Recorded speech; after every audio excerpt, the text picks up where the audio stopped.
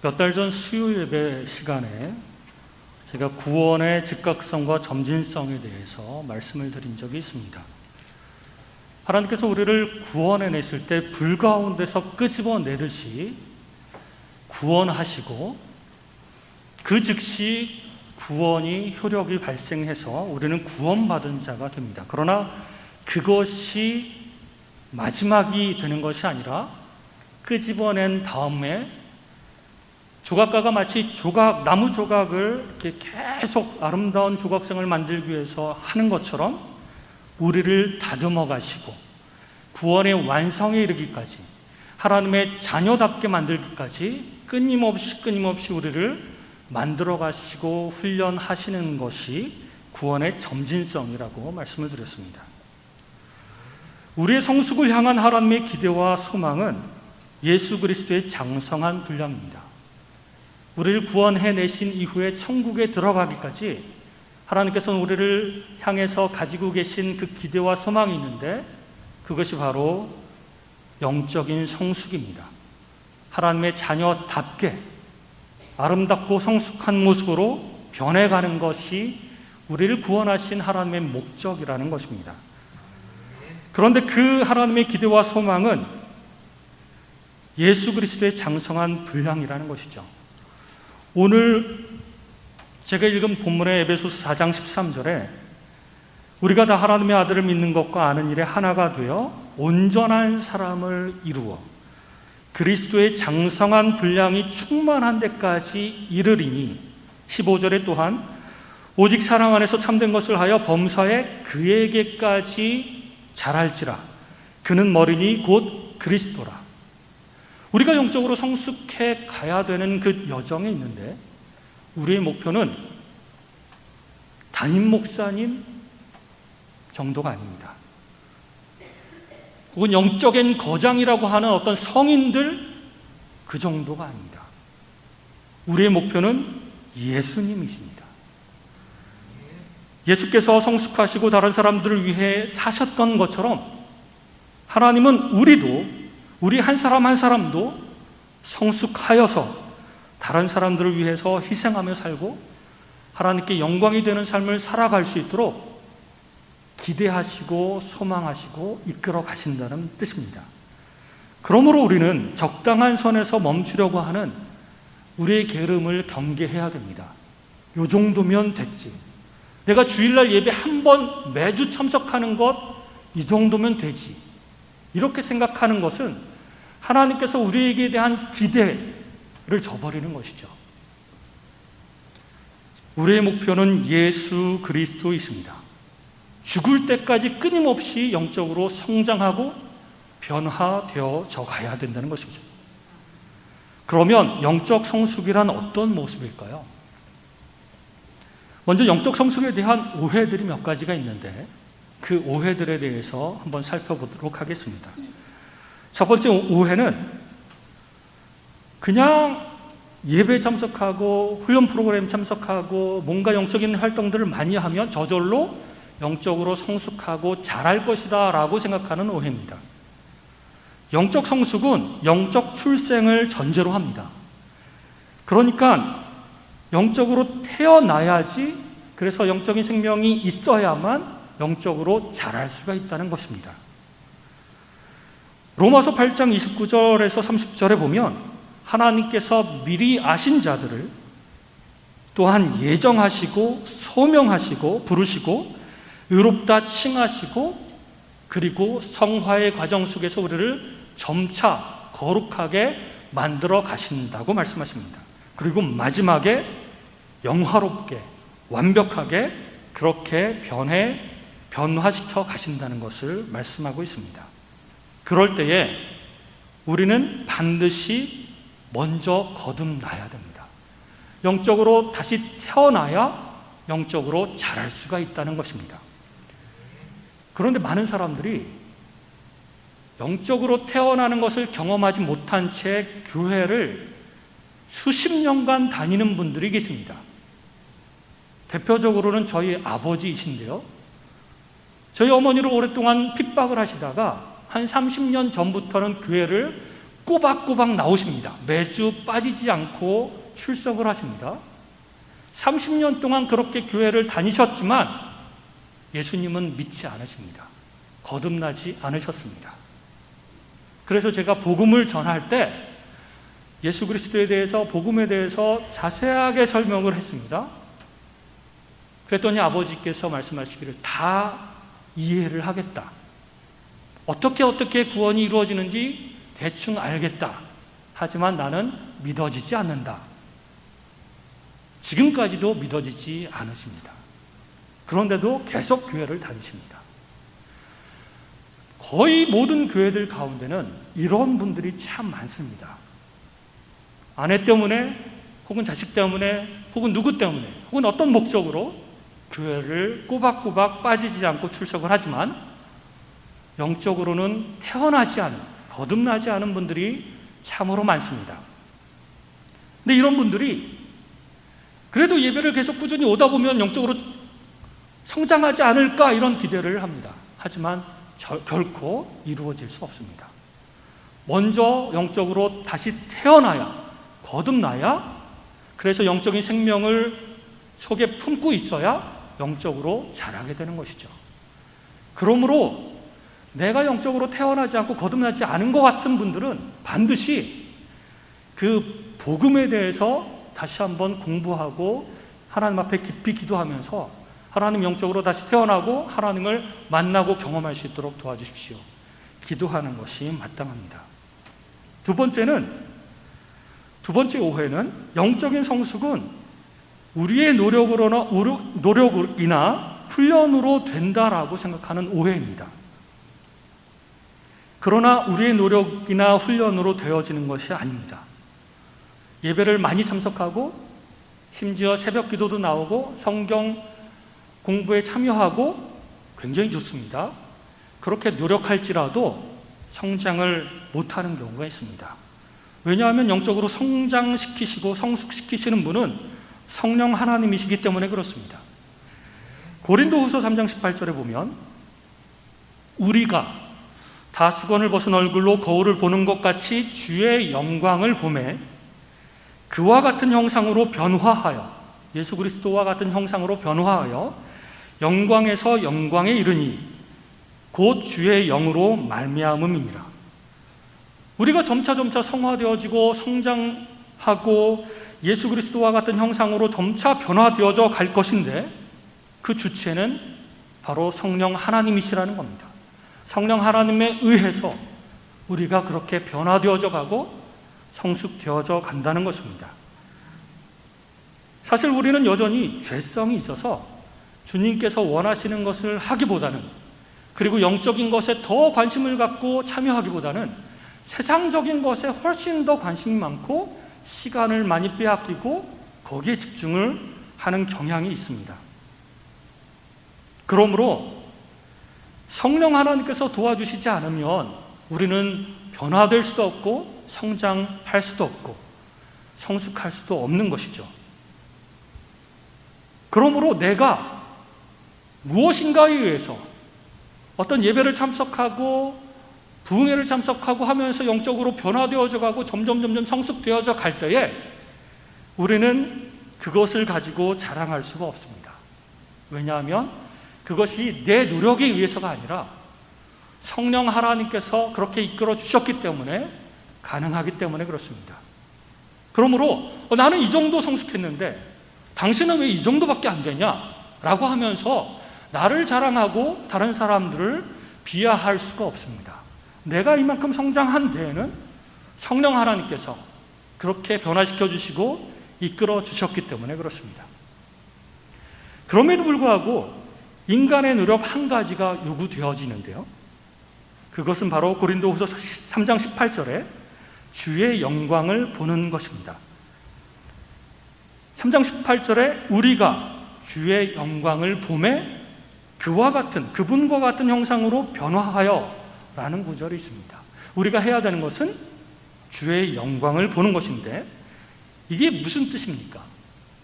주님과 함께하는 시간, 주님을 사랑하고 주님을 바라보고 주님 안에 거하는 것이 우리에게 요구되어진다는 것입니다. 그렇게 될 때에 성령 하나님께서 주님 안에서 우리를 변화시켜 가시는 것이죠. 여러분은 주님과 함께하는 시간이 얼마나 됩니까?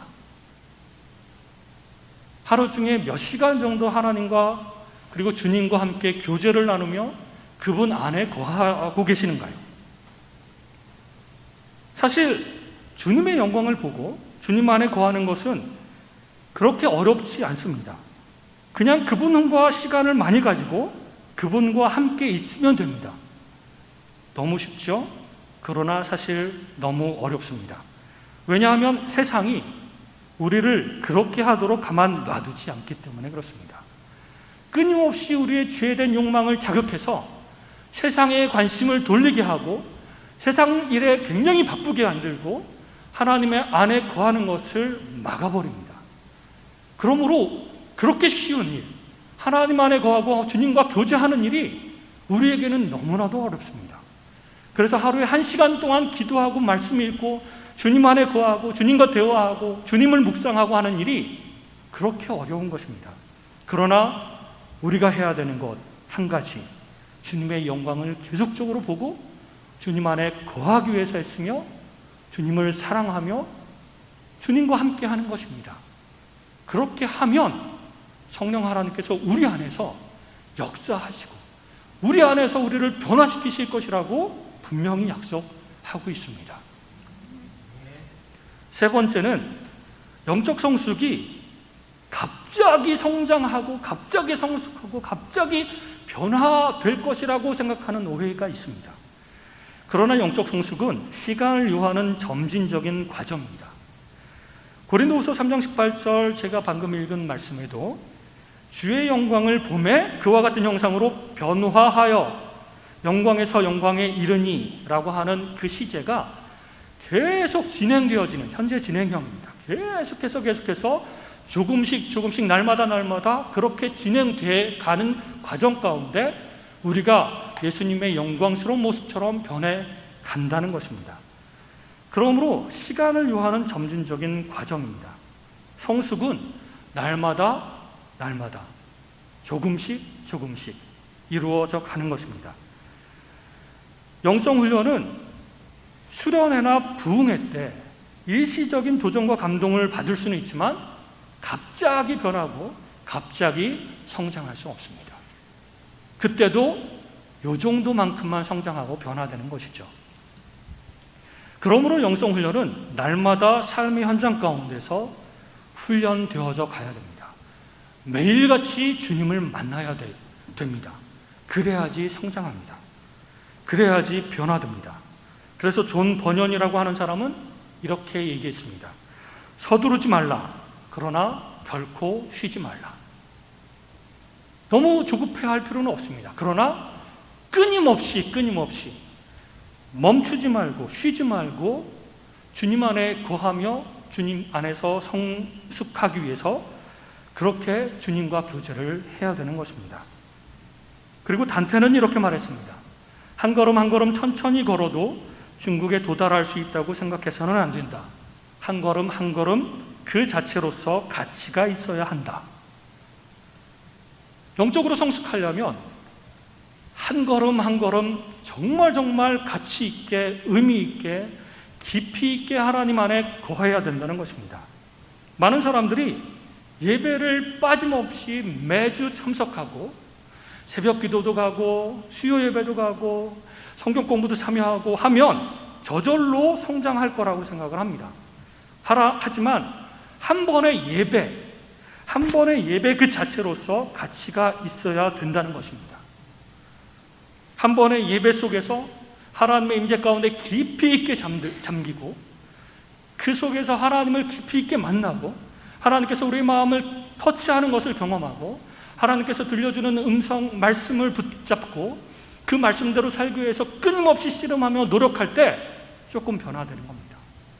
그러지 않고 예배 시간에 말씀이 안 들리고 그래서 졸고 찬양할 때도 그 가사에 깊이 있게 빠져들지 못하고 그냥 음악이 좋구나 라고 생각하고 혹은 장로님이 대표 기도를 할 때에 저 장로님이 어떤 식으로 기도하나 그냥 구경만 하고, 사실은 그 대표 기도를 할 때에도 우리의 마음을 다 담아서 그 기도가 하나님 이루어지도록 하나님 도와주십시오라고 하는 마음으로 우리의 마음을 함께 해야 되는 것이 필요합니다.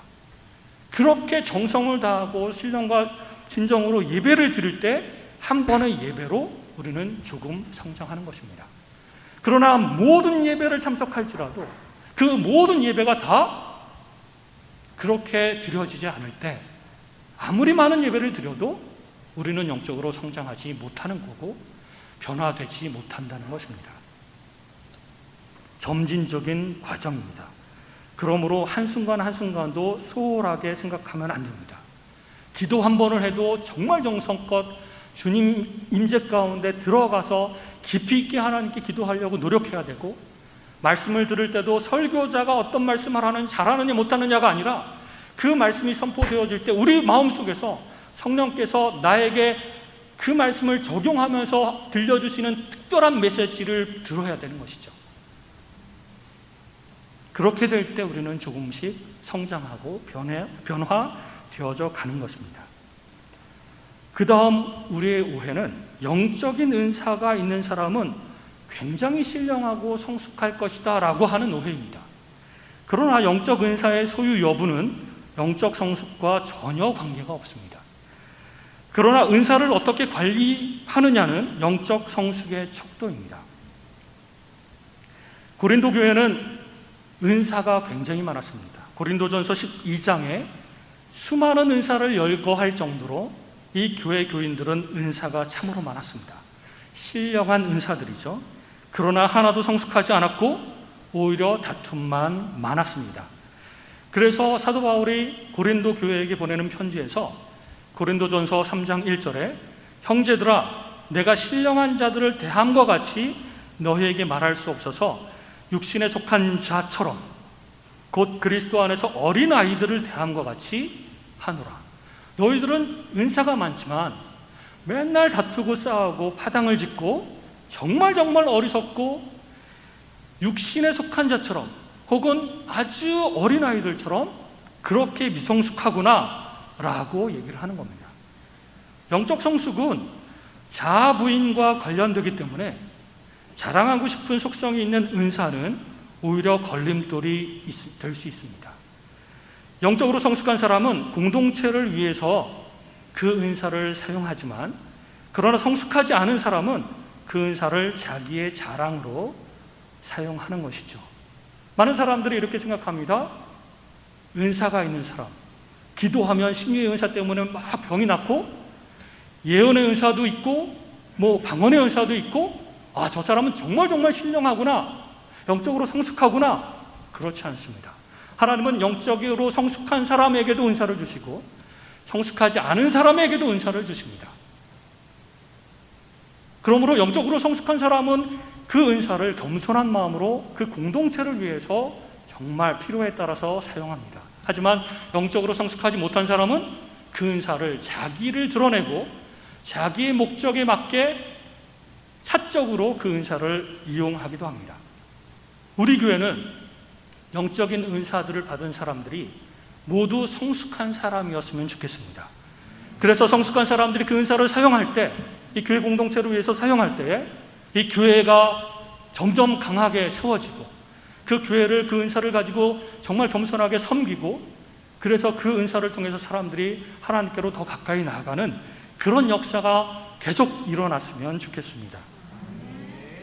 그러나 성숙하지 못한 사람들이 많아서 영적인 은사를 가지고 자랑하거나 무질서하게 교회를 혼란스럽게 만드는 그런 사람들은 없었으면 좋겠습니다. 그 다음 오해는 헌신이 성숙이라고 생각하는 사람들이 많습니다. 헌신은 참으로 좋은 모습이지만 그 자체가 성숙은 아닙니다. 그러나 온전한 헌신은 영적 성숙의 필수적인 기초이죠. 다시 말하자면 성숙하면 성숙할수록 반드시 헌신하고 주님과 주님의 공동체를 위해서 섬기게 된다는 것입니다. 그러나 꼭 헌신적으로 섬기는 사람들이 모두 다 그 성숙한 것은 아니라는 말씀입니다. 자기 열심으로 그리고 자기의 기질 때문에 혹은 자기를 드러내기 위해서 막 섬기는 사람들이 있습니다. 성숙하지도 못한 상태인데도 막 섬기는 사람, 그런 사람들을 보면서 사람들은 와, 대단한 헌신이다, 대단히 성숙했는걸, 이렇게 생각을 합니다. 그러나 그렇지 않은 사람들도 많이 있습니다. 신학교에 가는 것 대단히 헌신적으로 보이죠. 그래서 목사가 되어서 하나님, 제가 제 모든 인생을 하나님께 드립니다. 이제 하나님을 위해서 제가 평생 섬기면서 살겠습니다. 목사가 되는 것 굉장한 헌신으로 보입니다. 하지만 제가 신대원에 들어갔을 때, 총신신대원에 1997년도에 입학했는데 한 학년에 1000명이었습니다. 그래서 1학년, 2학년 전부 다 2000명이 양지 캠퍼스에서 공부를 하는데, 신대원에 들어간 모든 사람들이 다 전도사님이었죠. 근데 별의별 사람들이 다 있었습니다. 주먹질하면서 서로 싸우는 전도사들도 있고, 거짓말을 밥 먹듯이 하는 사람도 있고, 남의 지갑을 손대가지고 그 속에 있는 카드를 가지고 자기 마음대로 쓰다가 경찰에 걸려서 퇴학당하는 사람도 봤습니다. 신학교에 가는 것, 하나님 앞에 목사로 헌신하며 그렇게 인생을 드리는 것 너무나도 헌신적으로 보이지만, 그 중에는 성숙한 사람들이 있고 성숙하지 못한 사람들이 있습니다. 그러나 성숙해 가면 갈수록 성숙한 사람들은 반드시 하나도 예외 없이 모두 다 주님께 헌신하고 하나님의 나라를 위해서, 하나님의 교회를 위해서 헌신하고 봉사한다는 겁니다. 교회 봉사를 많이 하는 분들, 성숙한 사람이 있고 그렇지 않은 사람이 있습니다. 그렇지 않은 사람들은 교회에 열심이기 때문에 더 많은 문제를 만들어냅니다. 우리 교회는 성숙한 사람들, 교회 봉사를 많이 하는 사람들이면 좋겠습니다. 그리고 헌금을 헌신적으로 많이 하는 분들이 있죠. 성숙하게 되면 반드시 그렇게 헌금을 하게 됩니다. 그러나 이것도 마찬가지입니다. 성숙한 사람이 헌금을 하는 사람들이 있고, 성숙하지 못한 사람들도 재력이 있고 뭔가 자기를 드러내기 위해서 헌금을 하고 이 교회를 좌지우지하려고 하는 사람들도 있습니다. 그러므로 헌신 자체는 성숙은 아닙니다. 그러나 영적으로 성숙하면 성숙할수록 반드시 헌신하게 되어 있다는 겁니다. 헌신하고 섬기고, 그게 성숙의 모습이기 때문에 그렇습니다. 그 다음에 많은 사람들이 오해하는 것은 부분적인 탁월함이 영적 성숙의 모습으로 오해를 하고 착각하는 경우가 있습니다. 찬양 인도도 잘하고 피아노도 굉장히 잘 치고 지휘도 너무 멋지게 잘하고 성가대에서 솔로도 너무너무 아름답게 찬양을 부르기도 하고, 또 어떤 사람들은 성경 지식이 너무 많아갖고 야, 저 사람 정말 대단하다, 성경을 지금 몇 독을 한 거야 라고 이렇게 높게 평가되는 사람들도 있습니다. 주일학교 사역이나 가르치는 사역이나 이런 데서도 너무나 탁월한 재능을 보이는 사람들도 있습니다. 그럴 때에 야, 저 사람은 정말 탁월하다, 그러므로 저 사람 분명히 성숙했을 거야, 정말 신령한 사람일 거야 라고 생각할 때가 있습니다. 혹은 형태가 실제를 보장해 주는 것은 아닌데 우리는 자꾸 형태에 눈을 돌립니다. 그래서 나이가 많은 사람은 나이가 상대적으로 적은 사람보다 성숙할 거야. 그렇지 않습니다. 신앙 경력이 오래돼가지고 50년, 60년 신앙생활을 했다. 이 사람은 이제 막 5년 정도, 10년 정도밖에 신앙생활을 하지 않은 사람보다는 성숙할 거야 라고 착각을 하는데 절대로 그렇지 않습니다. 교회에서의 지위, 평신도부터 집사 이렇게 쭉 올라가죠. 그래서 목사는 그래도 제일 꼭대기에 있으니까 분명히 신령하고 성숙할 거야. 그렇지 않습니다. 저는 확신합니다. 제가 잘 알기 때문에 그렇습니다. 저는 목사라고 해도 날마다 부끄러우며 날마다 하나님 앞에서 하나님 왜 이렇게 안 변하는 겁니까? 날마다 기도하고 씨름하고 있습니다. 너무나도 미성숙한 모습들이 많기 때문에 그렇습니다. 이러한 종류의 형태들이 실제로 성숙한 것과는 상관이 없다는 겁니다. 정말 신앙 그 경력이 오래돼서 성숙한 분들이 있습니다. 그러나 교회를 아무리 오래 다녔다고 해도 미성숙한 사람들이 있다는 겁니다. 그러므로 신앙 성숙에 대해서 바른 이해가 필요합니다. 그러면 영적으로 성숙한 모습은 어떤 모습인가? 참된 영적 성숙의 모습은 어떤 것인가? 세 가지가 있습니다. 첫 번째는 하나님과의 관계에서 우리는 성숙해 가야 되고 성숙된 모습으로 변화되도록 기도해야 됩니다. 두 번째, 이웃과의 관계에서 성숙해 가야 됩니다. 세 번째, 나 자신과의 관계에서도 성숙해 가야 됩니다. 첫 번째, 하나님과의 관계에서는 하나님께 주재권을 드리고 그분이 나의 삶의 주인 되심을 인정하고 나의 모든 삶의 영역에서 그렇게 삶을 드리면 성숙한 모습이고, 아직도 내 삶의 주인이 나이고 내 마음대로 살고 내 만족과 행복만을 추구하면서 살아간다면 아주 미성숙한 사람들입니다. 그래서 내 시간도 하나님, 시간의 주인이 하나님 당신이십니다. 내 재물의 주인도 하나님 당신이십니다. 내 재능의 주인도, 내 생명도, 심지어는 내 자녀들조차도 주인은 하나님이십니다. 그러므로 하나님 마음대로 하십시오. 그리고 하나님께서 하라고 하시는 대로 저는 그렇게 살겠습니다. 그리고 그렇게 삶을 살아가는 사람들은 성숙한 사람들이고, 그렇지 않고 이름만 그리스도인이고 이름만 중직자인데 매일매일 일주일 동안 삶을 살아가면 내 마음대로 살고 내 기분대로 살고 그렇게 삶을 살아가는 사람은 미성숙한 사람들이라는 것이죠. 그래서 하나님과의 관계에서는 하나님께 주재권을 얼마만큼 드리느냐, 삶에서 얼마만큼 드리면서 살고 있는가, 그것을 보고 성숙했느냐 안 했느냐를 볼 수가 있습니다.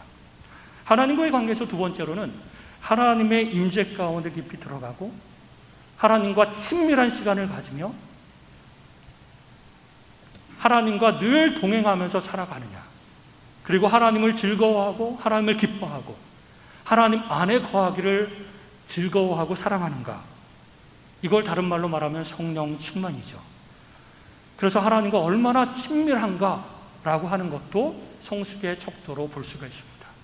그래서 하나님과 정말 친밀하고 더 많은 시간을 가까이 하기를 원하고 그렇게 삶을 살아가는 사람은 성숙한 사람이고, 그러지 않고 눈에 보이지 않기 때문에 하나님과 시간을 갖지도 않고 겨우 주일날 예배 한번 드리는 것, 그것으로 만족하는 사람은 전혀 성숙한 사람이 아닙니다. 그렇게 하나님과의 관계에서 하나님께 주재권을 드리고 하나님 안에 거하며 하나님과 친밀함을 느끼며 날마다 그렇게 삶을 살아가게 되면 하나님에 대해서 알아가게 됩니다. 지식적으로 알아가는 것이 아니라 마음으로, 그리고 삶의 경험으로 하나님을 하나하나 알아가게 됩니다. 하나님은 정말 사랑의 하나님이셔. 하나님은 정말 전지전능하신 분이셔. 내가 알아. 내가 경험했어. 이렇게 하나님을 알아가게 될 때 우리는 신앙생활에서 점차 성숙하게 되는 것이고 하나님께서 만들고자 하는 그 최종적인 완성의 목표에 점점 가까워지는 것입니다. 두 번째, 이웃과의 관계에서 우리는 참된 사랑이 이웃과의 관계에서 성숙을 잴 수 있는 척도가 될 수 있습니다. 마태복음 22장 37절에서 예수님께서 말씀하시기를 내 마음을 다하고 목숨을 다하고 뜻을 다하여 주 너의 하나님을 사랑하라 하셨으니 이것이 크고 첫째 되는 계명이요. 좀 전에 말씀드린 것처럼 하나님을 사랑하는 모습은 하나님께 주재권을 드리고 하나님의 임재 가운데 깊이 들어가서 주님과 교제하는 것입니다. 39절에 예수님께서 계속해서 둘째도 그와 같으니 내 이웃을 내 자신과 같이 사랑하라 하셨으니 이 두 계명이 온 율법과 선지자의 강령이니라. 이웃을 사랑하라. 그래서 이웃을 얼만큼 사랑하느냐에 따라서 성숙한 정도를 알 수가 있습니다. 내가 이웃을 요만큼 사랑하면 요만큼밖에 성숙하지 못한 것입니다. 내가 이웃을 이만큼 사랑하게 되면 이만큼 성숙한 것이죠. 이웃을 사랑한다는 것은 자기를 좋아하는 사람만 사랑하는 것, 그것이 아닙니다. 당신이 나를 사랑하니까 당신은 내 이웃이야. 그래서 나는 당신을 사랑하겠어. 그 의미가 아닙니다.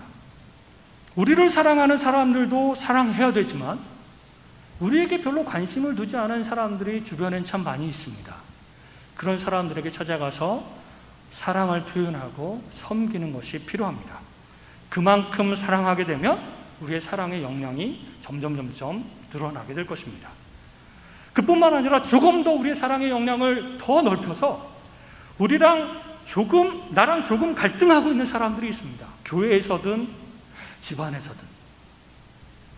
그 몇 번의 갈등 때문에 그 사람하고 대화하기도 싫어요. 얼굴을 마주 대하는 것도 싫습니다. 그런데 하나님께서는 그 사람조차도 사랑하라고 말씀하십니다. 그러면 다가가서 사랑해야 되는 겁니다. 관계를 풀고 포용하고 그 사람들과 다시 회복될 수 있도록 기도하며 노력하는 겁니다. 가족들 사이에서도 마찬가지입니다. 그러할 때 우리의 사랑의 역량이 점차 늘어가는 것이죠. 예수님께서는 여기에서 멈추지 않습니다. 예수님께서는 우리에게 말씀하시기를 원수도 사랑하라 말씀하셨습니다. 이 예수님 당시의 원수라고 하는 것은 우리가 얘기하는 아이고 저 왼수 덩어리 이런 정도의 사람이 아닙니다. 우린 그렇게 얘기하는 사람들이 많죠. 하지만 그 정도의 원수를 얘기하는 것은 아닙니다. 어느 정도냐면 자기 나라에 쳐들어와서 집은 불태우고 모든 그 재물들은 이제 뺏어가고 집안에 있는 여자들은 강간하거나 노예로 끌어가고 남자들은 죽이거나 또 노예로 끌고 가는 사람들, 그런 정도의 사람들을 원수라고 생각하는 겁니다. 말씀하고 있는 겁니다. 그런 정도의 사람을 사랑할 수 있을까요? 하나님의 목표는 여기까지인데 우리는 그저 내 주변에 있는 나를 정말 잘 챙기고 잘 이렇게 섬겨주는, 그래서 나를 좋아하는 어떤 사람들만 사랑하면, 예수님께서 말씀하신 대로 이웃을 사랑하라고 하셨으니까 이 정도의 이웃 내가 사랑하고 있어 라고 만족해서는 안 된다는 겁니다. 우리는 하나님, 내 사랑의 역량이 이 정도밖에 안 됩니다.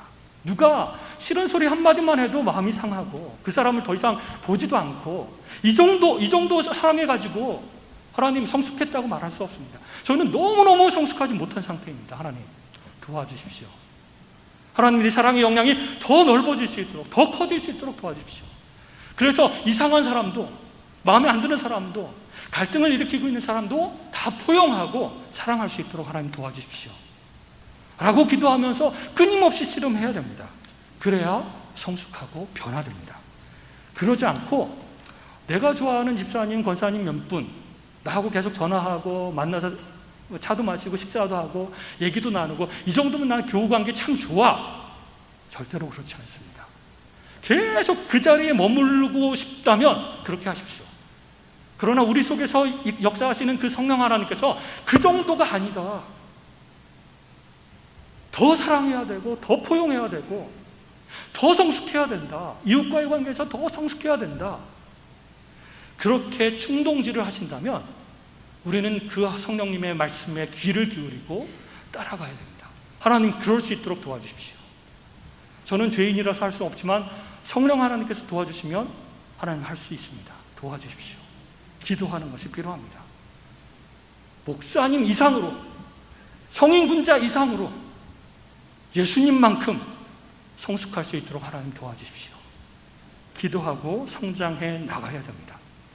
마지막으로 나와의 관계에서도 성숙해야 되는 모습들이 있는데 여러 가지 많지만 짧게 줄여서 말씀드리면, 한 가지는 나에 대해서 어떻게 생각하느냐, 나의 정체성을 어떻게 생각하느냐라고 하는 겁니다. 다른 말로 말하면 자아 부인인데, 내 자아가 너무 강해서 다른 사람들도 내 생각과 내 감정대로 강요하고 못 살게 굴고, 하나님도 하나님 내가 원하는 대로 해주십시오 이렇게 하고 그런 게 아니라 나를 부인하고 내가 욕망하는 것들 다 부인하고 내려놓고 하나님 뜻대로 따라가게 해주십시오. 내 자아 부인, 내 정체성, 나라는 존재를 어떻게 생각하는지 그것에 따라서 성숙했냐 안 했냐 이렇게 나누어질 수 있습니다. 또 한 가지는 인격적인 성숙의 모습으로 나타납니다. 영적 성숙은 인격적인 성숙으로 나타나는데 갈라디아서 5장 22절 23절에 나오는 것처럼 성령의 9가지 열매를 맺어야 되는 겁니다. 그 성령의 9가지 열매가 내 삶에서 많이 맺어지면 영적으로 점점 성숙해 가는 것이고, 전혀 맺어지지 않는다면 문제가 있는 겁니다. 그러므로 미성숙한 모습인 것이죠. 그러므로 하나님, 내 삶 속에서, 내 인격에서 성령의 열매 많이 맺을 수 있도록 하나님 도와주십시오. 하나님, 사랑도 맺어지고 인내도 맺어지고 하나님, 온유도 맺어지고 계속해서 성령의 열매가 드러날 수 있도록 하나님 도와주십시오. 이렇게 기도하면서 나아가야 됩니다. 그래서 하나님과의 관계에서도, 이웃과의 관계에서도, 나 자신과의 관계에서도 계속해서 죽을 때까지 성숙해 가야 되는데, 이게 조금씩 느리지만 멈추지 않고 끊임없이 성숙해야 되는 것입니다. 끊임없이 변화되어져 가야 되는 것입니다. 오늘도 하나님, 변화될 수 있도록 도와주십시오. 오늘도 하나님, 변화되지 않는 이 부분, 이 죄, 이 잘못된 습성 하나님 변화시켜 주십시오. 하나님, 더 깊이 들어갈 수 있도록 도와주시고, 더 깊이 만날 수 있도록 하나님 도와주시고, 이웃을 더 사랑할 수 있도록 하나님 도와주십시오. 그래서 날마다 내 삶에서 변화가 일어나고 성숙이 일어나고 영적으로 자라날 수 있도록 성령 하나님 도와주십시오. 이렇게 기도하며 신앙생활하는 저와 여러분이 되시기를 주님의 이름으로 축원드립니다. 기도하겠습니다. 하나님, 감사합니다. 저희가 비록 죄인이었지만 하나님의 은혜로 저희를 자녀 삼아주시고 구원해 주셔서 감사합니다.